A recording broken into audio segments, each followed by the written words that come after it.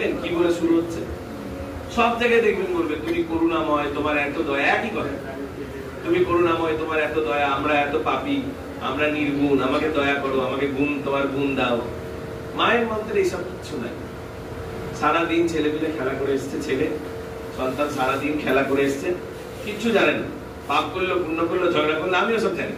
খেতে দাও মা, খাটাখাটি করেছে, খানা দাও। এইরকমই মন্ত্র শুরু হচ্ছে। কি বলে? কিচ্ছু নাই, তুমি ভালো মন্দ, তুমি আমার মা, তুমি তো আমার মা, আমি তো জানি, কেন বলবো? তাই বলছে আয়ু দেহি, আমাকে আয়ু দাও।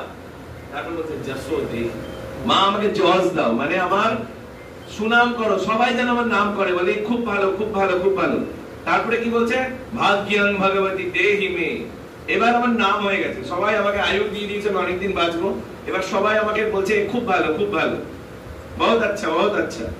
এবার যদি কেউ, এবার আমি যদি খারাপ কাজ করি তাহলে কি হবে? মা কেমন বুদ্ধিমান ছেলে, দেখেন একটার পর একটা চাইছে, লিস্ট আগে থেকে বানিয়ে রেখেছে। ভাগ্যং ভগবতী দেহি মে, মানুষ খারাপ কাজ করে ভাগ্যের জন্য, ভাগ্য নির্ধারণ করে মানুষের গর্ব। তো বলছে এবার ভাগ্যটাকে ঠিক করে দাও, তুমি তো সব পারো, ঠিক আছে। এরপরে বলছে পুত্রান দেহি, এই কথাটা নিয়ে অনেক সমালোচনা আছে। অনেকে বলেন যে কেন পুত্র বলবে, কেন কন্যা বলবে না। আসলে এটা এরকম মানেই না। যে সন্ন্যাসী, যে বিয়ে করবে না, আগে আর পিছে দুটোর সঙ্গে মানে আছে। আয়ু দাও, তারপরে যশ দাও। বেঁচে থাকলে না সুনামের দাম আছে, আমি মরে গেলে সুনাম দিয়ে কি হবে? তেমনি পুত্রান দেহির পরে যেটা মায়ের কাছে চাইবে, সেটার জন্য পুত্রান দেহি বা সুরক্ষিত ভবিষ্যৎ খুব জরুরি। কি চাইবে মায়ের কাছে? ধনাং দেহি, টাকা দাও মা,